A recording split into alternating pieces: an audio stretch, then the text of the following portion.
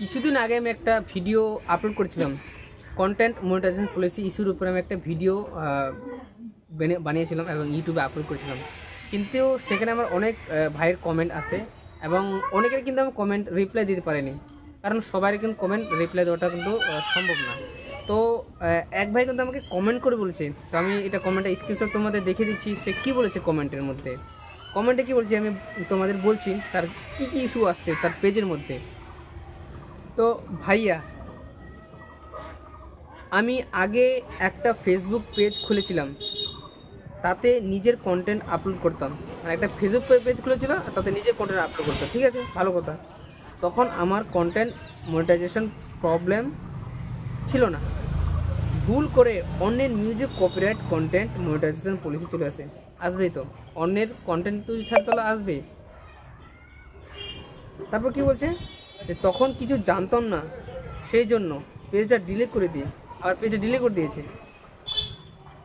সঙ্গে সঙ্গে ভিডিওগুলো ডিলিট করে দিয়েছে। বাবা, খুব ভালো করছে ভাই। এখন আবার একটা নতুন পেজ খুলেছি, এই নতুন পেজে সেই ভিডিওগুলো আবার আপলোড করেছি। মানে আবার মনে হচ্ছে ওই ভিডিওগুলো আপলোড করেছে, দেখি সামনে কি বলছে সে। এখন আবার সেই সমস্যার মধ্যে পড়ে, কন্টেন্ট মনিটাইজেশন পলিসির মধ্যে পড়ে আবার, মানে সে বলছে আবার আমি কন্টেন্ট মনিটাইজেশন পড়ে গেছি। এখন অনেক লাইভ করছি, প্রায় 20 থেকে 22 দিন, তবু এই প্রবলেমটা যাচ্ছে না। এখন কি করব বলুন ভাইয়া, এখন কি করবে?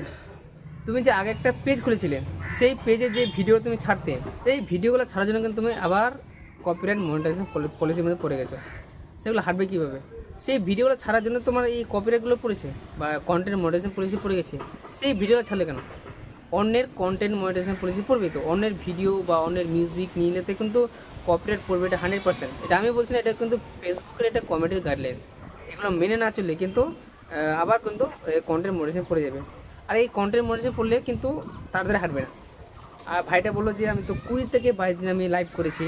হ্যাঁ, তোমাকে আমি এটাই বলছি যে এই ভিডিওগুলো আবার তুমি ডিলিট করে দেবে এবং যতগুলো তোমার ভিডিও থাকবে সবগুলো ডিলিট করে দেবে এবং লাইভ করবে, দেখবে ঠিক তোমার পেজটা ঠিক করে দিতে পারে। আর আমি একটা ভিডিও তৈরি করেছি হ্যাঁ এই সম্বন্ধে, এই কন্টেন্ট মনিটাইজেশন পড়লে কীভাবে হাঁটাবে, তো সেই ভিডিও দেখে নেবে। আমি সেখানে অনেক ডিটেলসভাবে আলোচনা করেছি, সেই ভিডিও তুমি সব কিছু বুঝতে পারবে।